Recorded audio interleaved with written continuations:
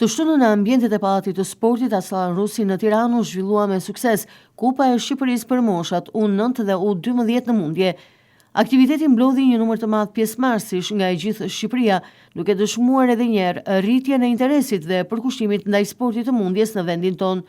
Në këtë kompeticion, në drejtimin e trajnerëve Bruno Musta dhe Petrit Ferra, morën pjesë edhe fëmijë dhe të rinj përfaqësues të klubit flamurtari. Vlonjatët në këtë kompeticion u paraqitën në mënyrë të shkëlqyer, duke fituar respektivisht Marti Bejkosala për peshën 26 kg vendin e dytë, Klinti Malasi për peshën 30 kg vendi i dytë, Parit Gera pesha 33 kg vendi i dytë, Frenki Rushiti pesha 44 kg vendi i dytë, Leonard Koçiraj pesha 53 kg vendi i dytë, Muhamet Luzaj pesha 35 kg vendi i parë,